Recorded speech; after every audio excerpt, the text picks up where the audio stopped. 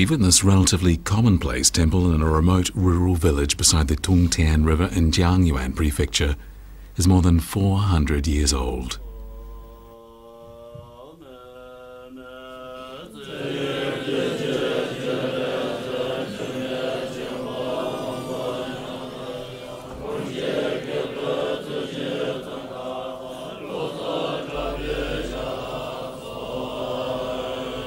As mentioned earlier, Tibetans are followers of Tibetan Buddhism, and Buddhism was introduced to Tibet in the 7th century.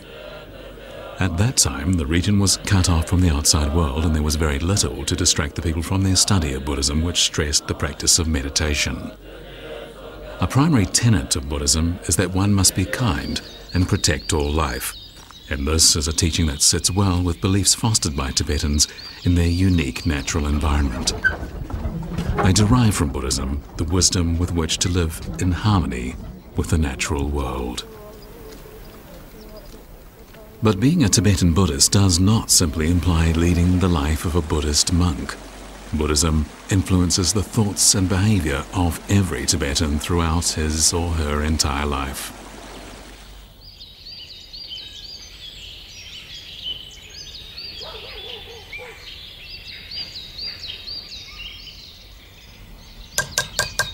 Zongxi has spent the greater part of his life carving stone images. Creating these Ma-Ni pictures is practiced by Tibetans as a way of expressing their devotion to Buddhism. The themes of the carvings come from the natural world and the spiritual world of Buddhism, animals, divine beasts, natural scenery, and Buddhist figures.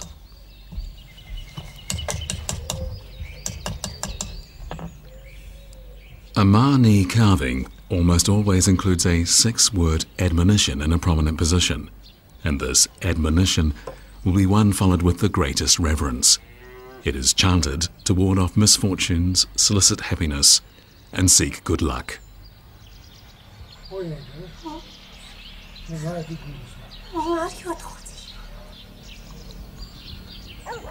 Zongxi has been teaching his daughter to carve Ma-Ni pictures. He carves decorative patterns onto stone, and his daughter traces the lines with colours in a particular order. White is applied first, then blue, yellow, green, red, and black. White, and the 4 colours blue, yellow, green, and red, represent the 5 branches of Tibetan Buddhism. Black represents all the 5 branches brought together.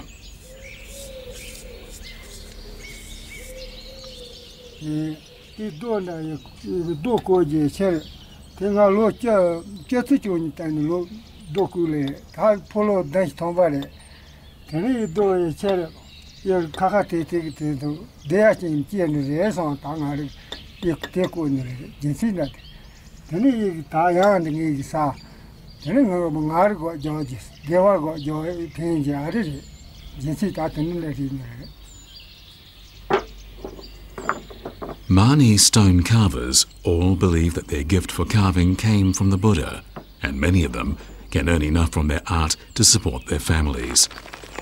After the carver completes a Ma-Ni stone picture, he prays to the Buddha for his blessings.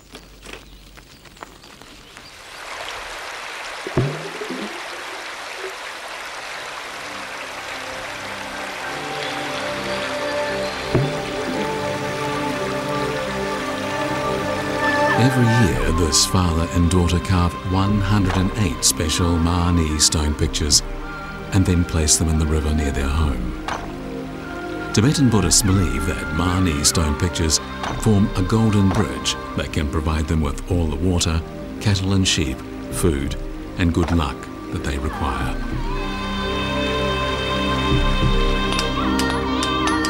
Tibetan 6-word admonitions can also be seen carved on mountainsides. In a primitive early religion followed by Tibetans in ancient times, certain rocks were regarded as incarnations of deities. In areas inhabited by Tibetans, Buddhist scriptures and 6-word admonitions can often be seen carved on rock. These rocks are said to give life to the mountains and rivers and connect them with the spiritual world. All the rivers, large and small, that run through Zongxi's home area eventually join the Tongtian River. The Tortor River accepts water from tributaries such as the Chu Ma'a and Dam Chu.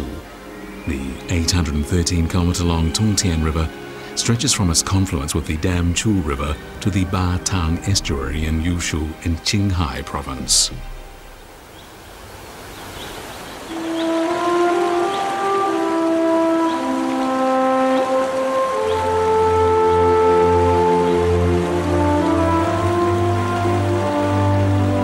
The Tongtian River, which flows entirely on the plateau, forms the upper reaches of the Yangtze River. From the Batang estuary, the river takes a relatively gentle course, flanked by high mountains.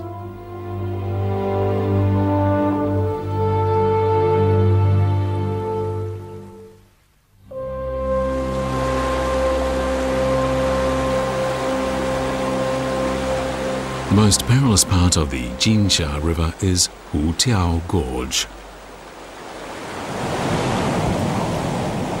The Jinsha River is the 900-kilometre-long section of the Yangtze River from the estuary of the Batang River in Jiangyuan to the first Grand Gorge on the upper reaches of the Yangtze. In ancient times, the river was called the Lijiang, and even today, an ancient city on the Jinsha River goes by this old name.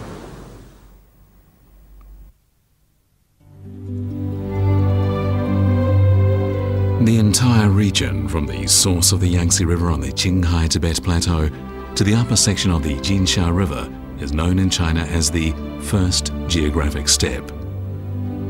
Three rivers, the Lantang, Nujiang and Jinsha, all of which have their source on the Qinghai Tibet Plateau, meet at this point.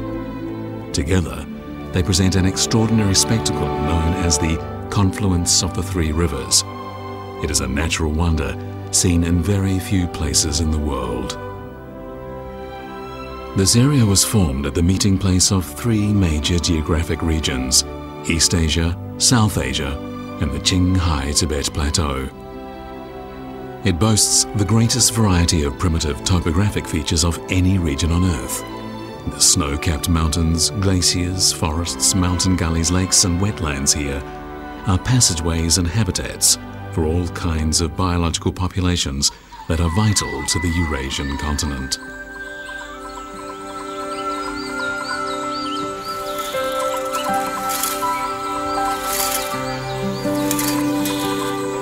Around 10 climatic features of subtropical, temperate, subfrigid and frigid zones in the northern hemisphere can be found in this region.